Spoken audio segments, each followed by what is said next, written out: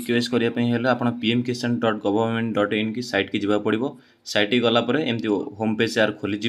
Home page खोलला right side रे आप देखिपे ई केवाईसी गोटे ऑप्शन अच्छी से क्लिक करेंगे। तो आम ये क्लिक करदे। क्लिक कलापर ये देखुए ओटीपी से केवाईसी आधार नंबर। तो आप आधार नंबर देंगे 12 डिजिट आधार नंबर देंगे सर्च करेंगे। सर्च कलापर ये आप लिखि थो आधार रेजिस्ट्रेटेड मोबाइल नंबर।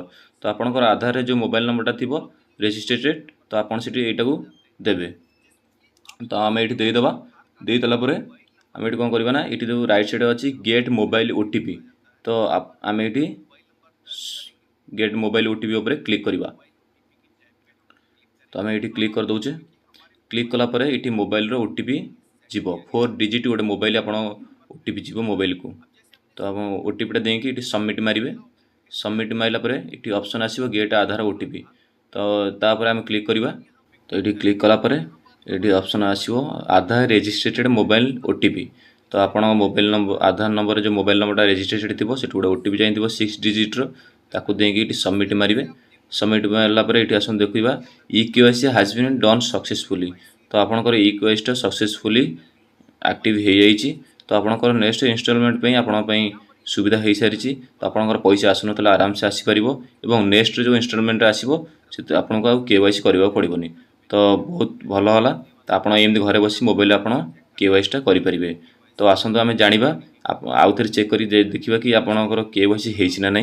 तो आप पुणी होम पेज को जाकि पुणी right side e KYC option को क्लिक करेंगे।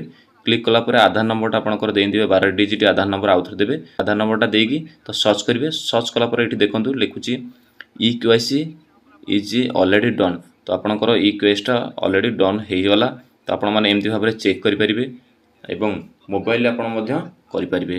तो आप जापारे किमी चेक करेंगे। तो आपंकर पीएम किसान जब मोबाइल नंबरटा लिंक ना किमी लिंक करेंगे। तो आप कौन करेंगे ना आप प्ले स्टोर को जी। तो आसत आम देखा आप प्ले स्टोर जाकि केमिति पीएम किसान गोल एक ऐप अच्छी सेटा को आप डाउनलोड करेंगे। तो आसतु आम देखा तो जा सर्च करेंगे पीएम किसान गोल। तो एमती ऐपटा खोल ऐपटा खोलापर आप डाउनलोड करेंगे। डाउनलोड कलापर आप से आप्रे आप मोबाइल नंबरटा लिंक करेंगे पीएम किसान द्वारा। तो आपंकर मोबाइल ओटीपी आसुन आराम से आसो यही भाव से आप्रे आप भेरीफाई करेंगे आप मोबाइल नंबरटा। तो रखुची नमस्कार।